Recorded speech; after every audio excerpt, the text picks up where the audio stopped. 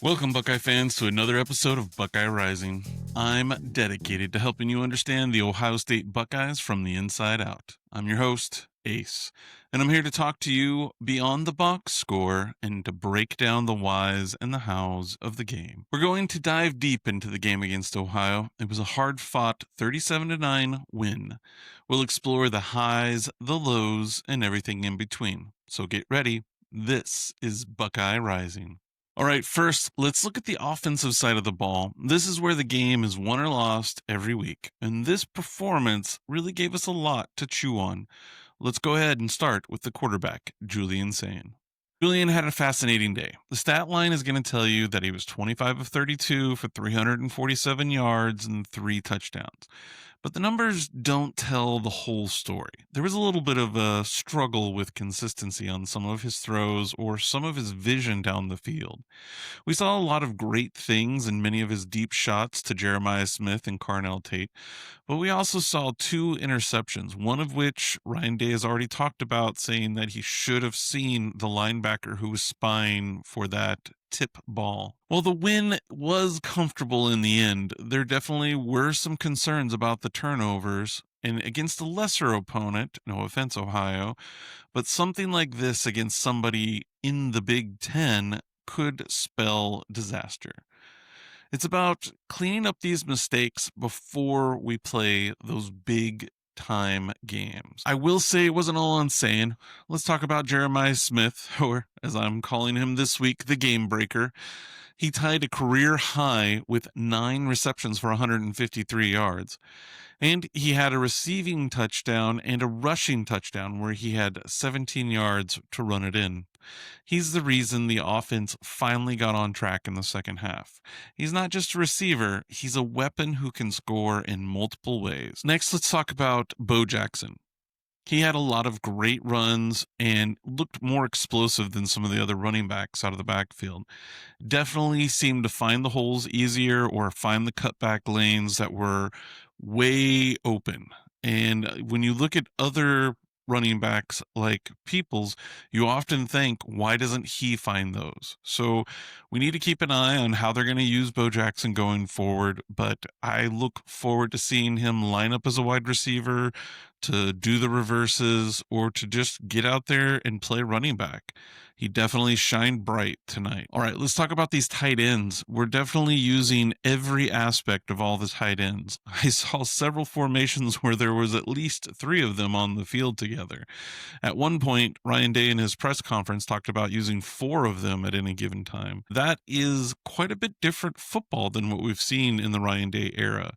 We've usually seen spread offenses with 4 wide receivers and maybe a tight end. But this has been a different time for Ryan Day. He's definitely looking around at all the tools available to him and evaluating on a week-to-week basis what's going to work best against these defenses. I look forward to seeing how these tight ends develop into an asset that can help us win games, especially in the tough months when we're playing against Big Ten opponents.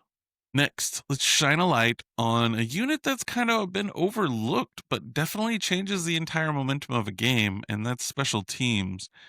There wasn't anything really big about this week in special teams, but maybe the lack of punts. I did think it was odd the Buckeyes offense didn't punt a single time all night, which is a testament to the ability to move the ball down the field and convert the third downs. But we can't forget about Jaden Fielding. He was perfect on the night, hitting all 3 of his field goals. It was a day where the offense seemed to struggle to finish the drives in the red zone, and those kicks became crucial for building a lead.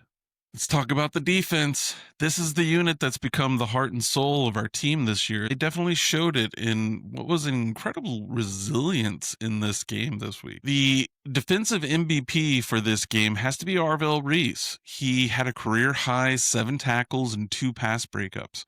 While a lot of other players might have ended up with sacks or interceptions, Reese was just all over the field. He was shutting down plays before they could even develop.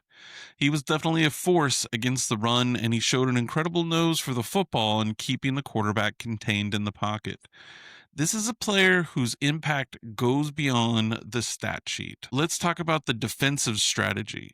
The Buckeyes were stout, but they did have one big lapse, and that was on that long 67-yard touchdown pass to Chase Hendricks for Ohio. It was a perfect example of what can happen when the defense loses focus. The Ohio quarterback, Parker Navarro, was able to connect with his receiver, who then seemed to magically outrun all of our secondary. This is a play that I think they're going to spend a lot of time fixing before we get to tougher competition. I do want to talk about Kaden Curry as well. He played an excellent game. He definitely played strong in the run defense, and he also did an excellent job of containing the quarterback.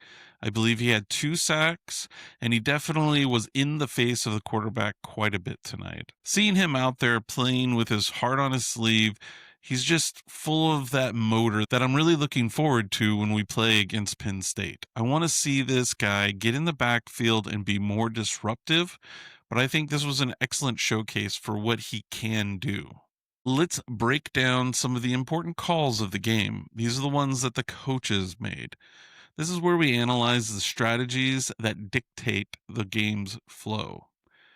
There was a key decision that happened on the Buckeyes' first drive. It was 4th and short for the goal, and Ryan Day made the call to go for it, and it failed. When you look at the situation in the minute, it definitely seemed to be the right call. I believed in it to go for it because if you're Ohio State playing at home in front of your crowd, that should be an easy call. Push that team into the end zone because we're Ohio State and they're not. This was definitely a statement play against a non-conference opponent, and it didn't work out. I'm glad we have this bye week because I would like to see them look through their short yardage plays and really start to figure out where we're going to be able to pick up 1 or 2 yards consistently. If that means CJ Donaldson comes in and just pushes the entire pile into the end zone, then I'm all for it. Let's put in the 4 tight ends, let's put in the big boy package, and just shove our way into that end zone. The game was effectively over in the 4th quarter when the Buckeyes finally scored a 17-yard touchdown run by Jeremiah Smith. This was a reverse that was just beautifully blocked. It was a fantastic play call by Ryan Day and the coaching staff. It was a play that showcased the versatility of their star player and put the game away. It's these kinds of creative calls that you want to see as the season progresses. And that was the game. But before we go, here's my extra point. I was very impressed with how the team responded to the little bit of adversity they saw.